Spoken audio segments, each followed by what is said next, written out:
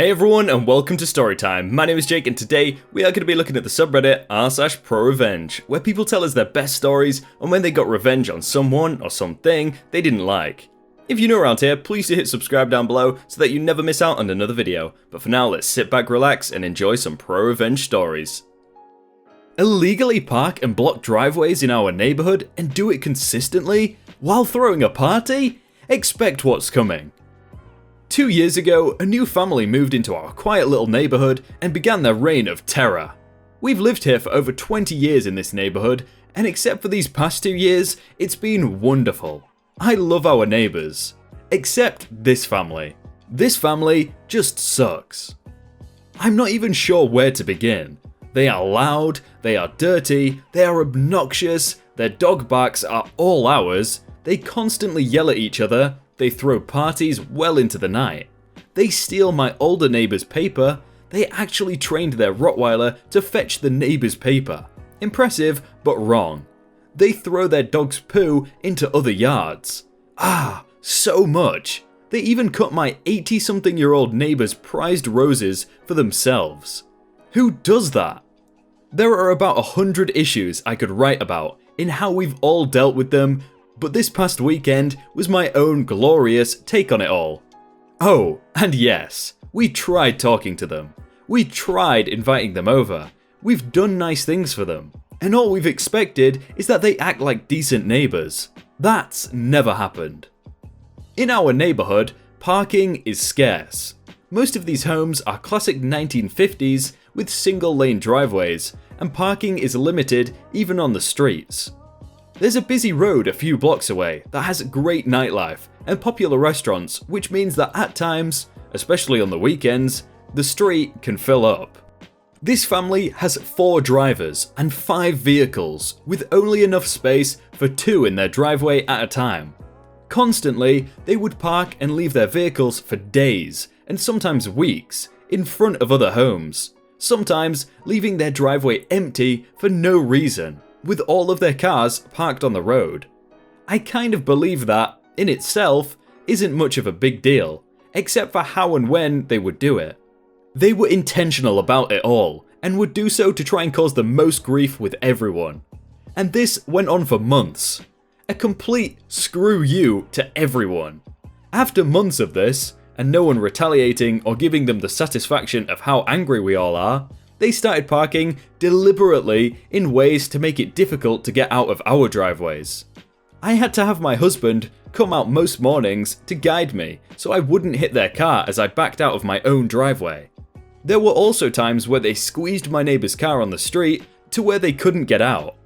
Finally, an older retired neighbor goes down to the city/police station and inquires about what to do. They found a code or law stating that so much space from the sides of driveways and yada yada yada is required. So we come home one night to freshly painted yellow curbs outlining every house surrounding this one. A few weeks ago, my husband's car breaks down and he has to get it towed.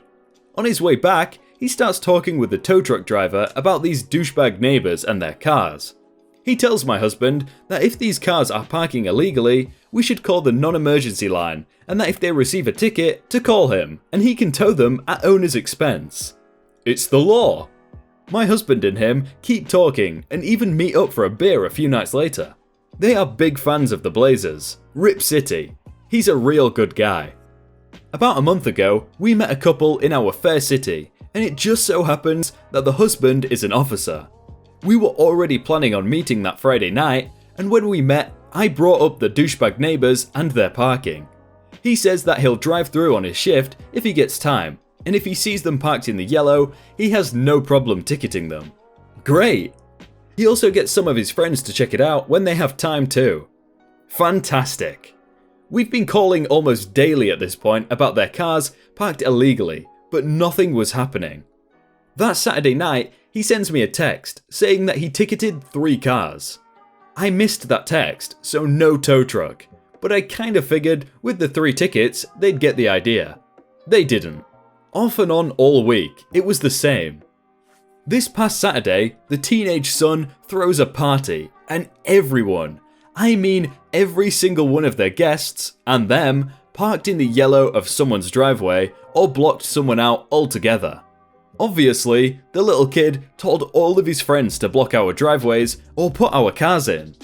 I sent a text to our officer friend who told me to call the non-emergency line and he'd be the one to look into it.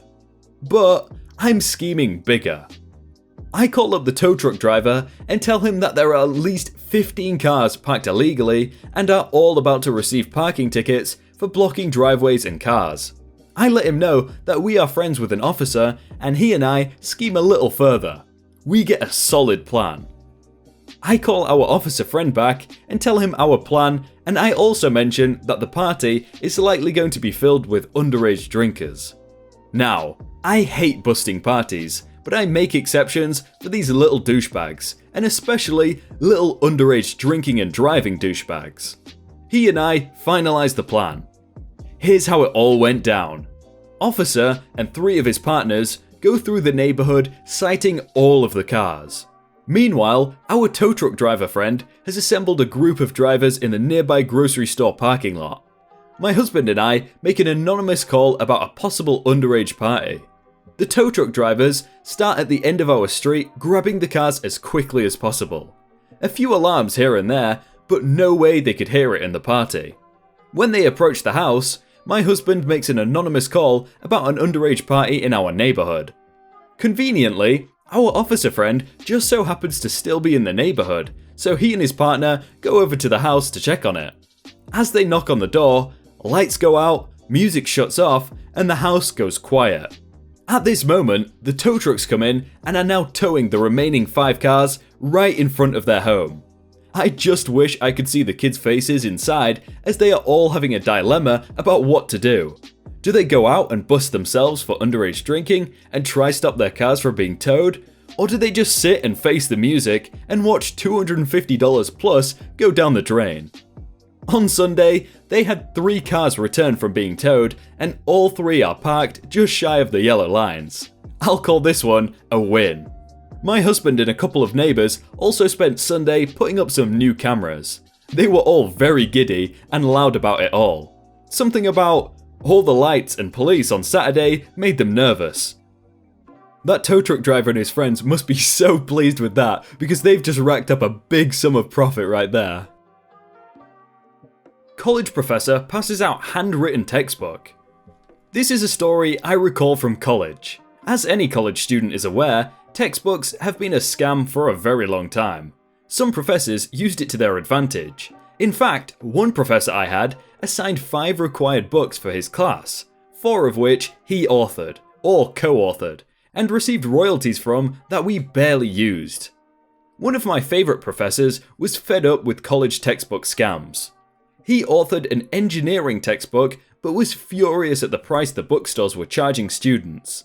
The publisher and the university owned most of the rights to the textbook, so he didn't have any control over pricing or distribution.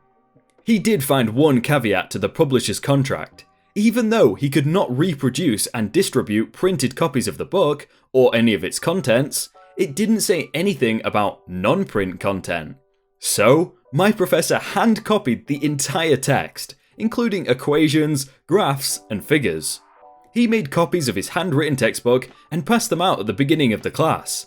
We had to hole punch and put it in a binder, but it was well worth a couple $100 savings. And my professor got some revenge for the unethical practices of college textbook publishers. I've got to give a huge respect to that professor because he wrote an entire textbook by hand, and I'm pretty sure when I'm writing an essay, it cramps up after like 3 sentences, so big props to him. Renee got our deal? Failed to return our damaged deposit? Karma sucks. We found an amazing luxury penthouse to rent as a treat to ourselves. We knew it wasn't forever as it was so expensive, but the job my husband had at the time was lucrative. The leasing agent screened and approved us. We wanted a 2-year rather than an 18-month lease, and the owners agreed. Then, we get an urgent call from the owners that this longer lease meant that they would have to pay another $1,750 to the leasing agent. Could we reduce the lease on paper as a favour, but they would honour the 2-year agreement? We agreed and faked the 18-month lease to be good to them. 2 weeks into our lease, notices from the strata are put up stating the construction noise will be starting soon. A huge communication tower was being installed on top of our building. You can imagine what's next. Month of concrete drilling directly over our heads. And with our insane schedules in the film industry, we often worked 18-hour shifts into the wee hours and slept a few hours during the day. We lived through this BS for 10 months. It was hell. We asked for some kind of respite, but to no avail. Nothing could be done. I was well aware of the rules that we had the right to quiet enjoyment of our unit. The landlords could have offered us time away in a hotel or rebated some of the rent, but no.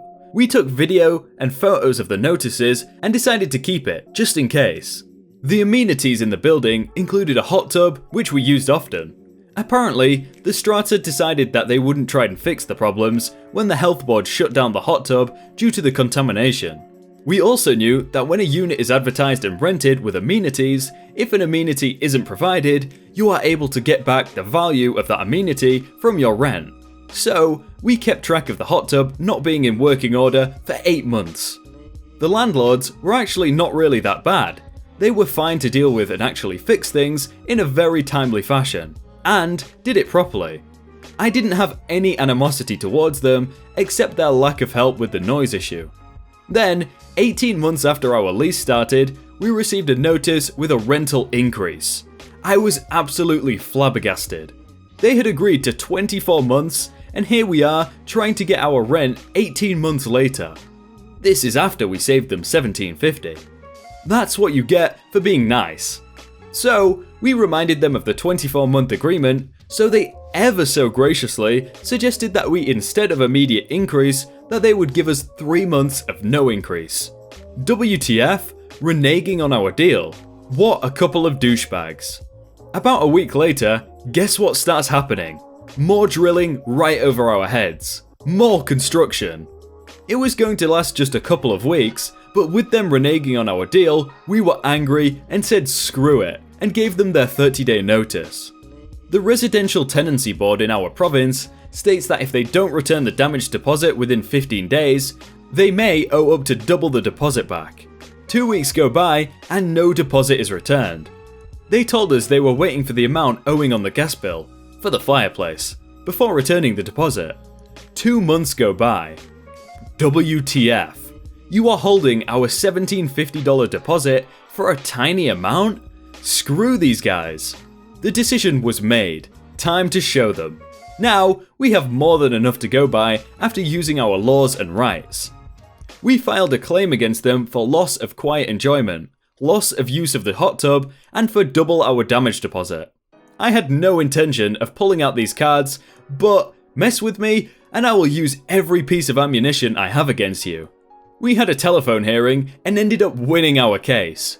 So, the early increase in rent could have gotten them an extra $450 plus the fireplace gas that would have gotten them maybe $50. Ended up the strata stopped charging for gas.